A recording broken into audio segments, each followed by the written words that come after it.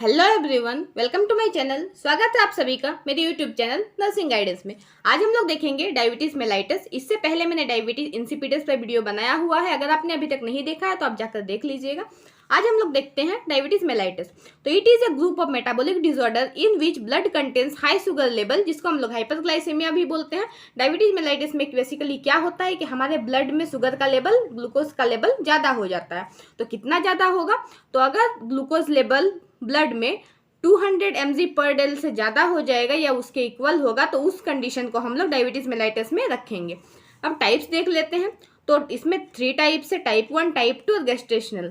तो टाइप 1 आपका होता है insulin dependent diabetes mellitus, type 2 आपका होता है non insulin dependent diabetes mellitus और तीसरा है आपका गेस्टेशनल डायबिटीज मेलाइटस।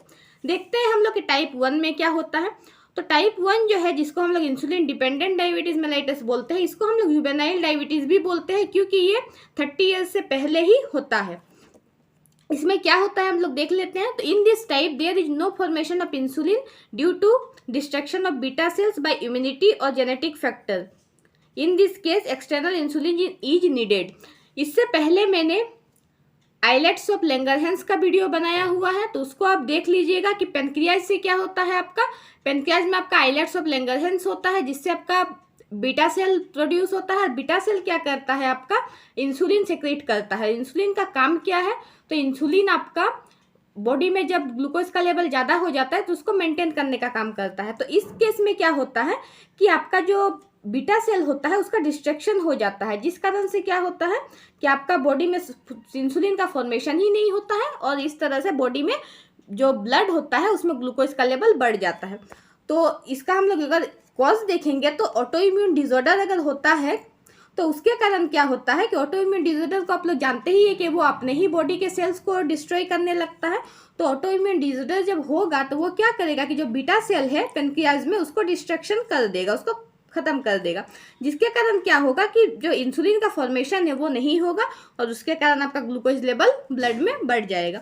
नेक्स्ट हम लोग का type 2 non insulin dependent diabetes mellitus. ये आप लोग का ज़्यादा लोगों में पाया जाता है, ठीक है। ये 90% पर्सन में non insulin dependent diabetes mellitus पाया जाता है। इसमें क्या होता है कि इंसुलिन का जो प्रोडक्शन है वो नॉर्मली होता है बॉडी में, लेकिन जो आपका सेल्स होता है वो आपका रेजिस्ट कर जाता है इंसुलिन का, ठीक है। इस कारण से क्या होता है कि इंसुलिन का एक्शन जो है वो उस पर नहीं हो पाता है, ठीक है।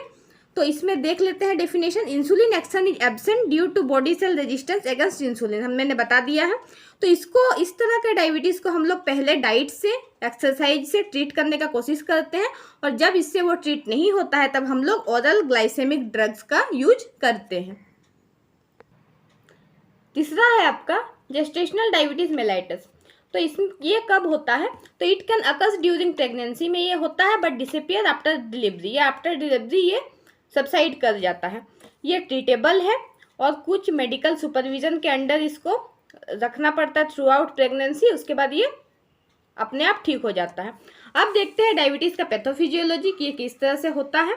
तो हम लोग टाइप 1 और टाइप 2 दोनों का पैथोफिजियोलॉजी देखेंगे। तो हम लोग स्टार्ट करते हैं। Due to etiological factor, type 1 में क्या होगा कि देखिए आपका ऑटो इम्यून डिजीज होगा, जिसके कारण क्या होगा कि वो बीटा सेल जो है पेनक्रियाज में उसको वो डिस्ट्रॉय कर देगा। उसके कारण क्या होगा, इंसुलिन प्रोडक्शन आपका डिक्रीज कर जाएगा और जिसके कारण क्या होगा कि आपका ब्लड में ग्लूकोज लेवल बढ़ जाएगा और फाइनली आपका डायबिटीज मेलाइटस देखने को मिलेगा। अगर टाइप 2 की बात करें तो इटियोलॉजिकल फैक्टर के कारण क्या होगा कि जो सेल्स होगा वो रेजिस्ट कर जाएगा टुवर्ड्स इंसुलिन, जिसके कारण क्या होगा कि इंसुलिन का यूटिलाइजेशन नहीं हो पाएगा, वो डिक्रीज हो जाएगा और फिर क्या होगा, फाइनली ब्लड ग्लूकोज लेवल बढ़ जाएगा और डायबिटीज मेलाइटस का कंडीशन आपको देखने को मिलेगा। अब चलिए हम लोग देखते हैं इसका क्लिनिकल मैनिफेस्टेशंस क्या क्या साइंस है। तो मेनली 3 इसका बेसिक साइंस होता है, 3 P's इसको हम लोग बोलते हैं। तो इसमें पहला है आपका पॉलीयूरिया, इसमें आपका यूरिनेशन बढ़ जाता है, इंक्रीज हो जाता है। पॉलीडिप्सिया मतलब आपका थ्रस्ट का लेवल इंक्रीज कर जाता है, आपको बार बार प्यास लगेगा। पॉलीफेजिया मतलब आपका हंगर का लेवल इंक्रीज हो जाता है और आपको बहुत जल्दी जल्दी भूख लगने लगता है। अब बात करते हैं हम लोग सिम्टम्स का। सिम्टम्स में आपको वीकनेस, फैटिक देखने को मिलेगा, वेट लॉस होगा, ड्राइनेस ऑफ स्किन होगा, ठीक है, चेंजेस इन विजन, आँख में भी आपका चेंजेस हो जाएगा, देखने में आपको ब्लड दिखने लगेगा, डिहाइड्रेशन भी आपको हो सकता है, फिर आपका जो वुंड हीलिंग होगा वो भी स्लो हो जाता है उस केस में। उसके बाद फ्रीक्वेंट इन्फेक्शंस आपको होते रहेगा।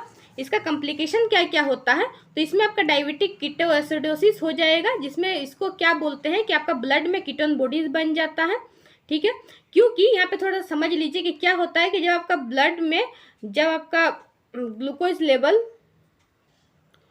ब्लड में ग्लूकोज का लेवल बढ़ जाएगा, उसके कारण आपका क्या होगा कि आपका जो बॉडी सेल्स है उसमें आपका ग्लूकोज का कमी हो जाएगा, और ग्लूकोज का कमी होगा तो एनर्जी का भी कमी हो जाएगा। तब आपका ब्रेन क्या करेगा, लिवर को स्टिमुलेट करेगा और बोलेगा कि आप ग्लूकोज का फॉर्मेशन करो। तो वो ग्लूकोज का फॉर्मेशन किस तरह से करेगा, तो वहाँ पे जो फैट्स और प्रोटीन्स है उसका यूज करके वो ग्लूकोज का फॉर्मेशन करेगा, ग्लूकोज का फॉर्मेशन करेगा। और वहाँ पर क्या होगा कि फैट और प्रोटीन का जो आपका मेटाबॉलिज्म है उसको वो इंक्रीज कर देगा, और जिसके कारण एक प्रोडक्ट फॉर्म होगा जिसको हम लोग कीटोन बोलते हैं, कीटोन बॉडी। और इस तरह से क्या होगा कि ब्लड में कीटोन बॉडीज का प्रेजेंस हम लोग को देखने को मिलेगा, जिसको हम लोग डायबिटिक कीटोएसिडोसिस बोलते हैं। इसको अगर ट्रीट नहीं किया जाता है तो पेशेंट कोमा में भी जा सकता है। नेक्स्ट है हम लोग का डायबिटिक रेटिनोपैथी।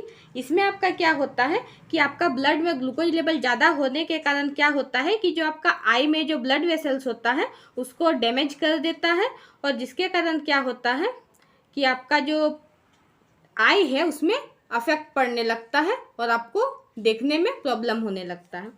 नेफ्रोपैथी में क्या होता है कि किडनी ट्यूब्यूल्स जो होता है वो आपका डैमेज हो जाता है इंक्रीज ग्लूकोज लेवल के कारण, और आपका किडनी प्रॉब्लम देखने को मिलता है। हियरिंग इम्पेयरमेंट भी देखने को मिलता है हम लोग को। ये सब होगी आपका कॉम्प्लिकेशन। अब हम लोग डायग्नोसिस में आते हैं तो हम लोग हिस्ट्री कलेक्ट करेंगे, फिजिकल एग्जामिनेशन करेंगे, ब्लड शुगर टेस्ट करेंगे। इसमें आपका 3 टाइप्स का टेस्ट आता है। एक है रैंडम ब्लड शुगर टेस्ट। इसमें क्या होता है कि आप कभी भी जाइए आपका टेस्ट हो जाएगा, और उसमें क्या होगा कि अगर आपका ब्लड का शुगर लेवल 200 mg/dL से इक्वल या ज़्यादा आता है तो वो आपका डायबिटिक कंडीशन होता है। फिर एक आता है आपका फास्टिंग ब्लड शुगर टेस्ट। इसमें क्या होता है कि आपको नाइट से आपको कुछ नहीं खाना रहता है, आप सुबह को जाइए, आपका टेस्ट होगा। तो वहाँ पे अगर आपका नॉर्मल जो रेंज है ब्लड शुगर का वो आपका है कि अगर आपका 100 से नीचे रहता है 100 mg/dL से शुगर लेवल तो वो नॉर्मल में माना जाता है। 100 से 125 mg/dL pre diabetic condition. Pre diabetic condition ऐसा कंडीशन है जिसमें आपका वो जो है वो ट्रीटेबल होता है, एक्सरसाइज और डाइट के कुछ लाइफस्टाइल में चेंज करने से आपका वो ठीक हो जाता है। और अगर उस फास्टिंग ब्लड शुगर में आपका अगर शुगर लेवल 126 से ज़्यादा या इक्वल मिलता है तो उस कंडीशन में उसको डायबिटीज़ कंसीडर किया जाता है। लास्ट आपका ग्लूकोज टॉलरेंस टेस्ट। ये आपका फास्टिंग ब्लड शुगर के बाद होता है कि आपका फास्टिंग में लिया जाएगा, उसके बाद फिर आपको कुछ खाने के बाद फिर से आपका टेस्ट किया जाएगा।